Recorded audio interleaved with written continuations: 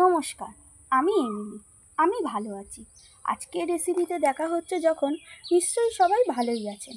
আজকে আমি আবারও একটি রেসিপি নিয়ে চলে এসেছি। আর রেসিপিটি হলো আজকের এই বৃষ্টির দিনে ভাজাভুজি। ঠিক ধরেছেন, এই বৃষ্টির সময় মনটা ভাজাভুজির জন্য কেমন করে না?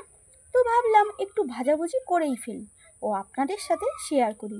হয়তো আপনারা ভাবছেন রোজকার মতো আজ গল্প করি। না, আজ গল্প নেই।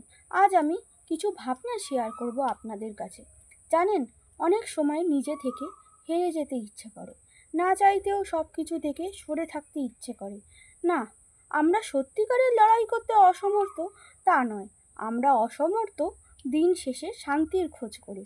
আমরা শান্তির খোঁজ করে তাকে খুঁজে পেতে এতটাই অসমর্থ হই যে নিজের অস্তিত্ব রক্ষার লড়াইতে হয়তো চূড়ান্ত পর্যায়ে গিয়েও নিজেকে সরিয়ে নিই শুধু শান্তির হবে।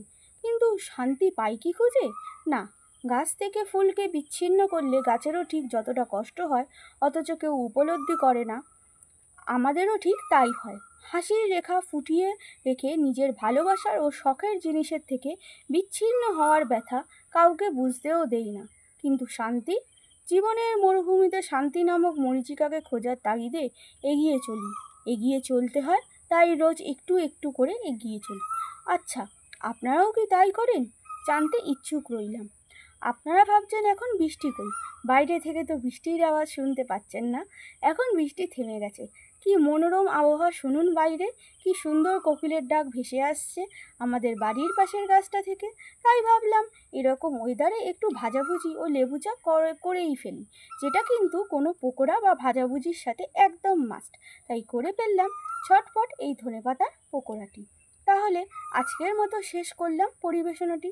কেমন লাগলো আমাদের জানাতে পারেন ও আমাদের সাথে যুক্ত থাকবেন।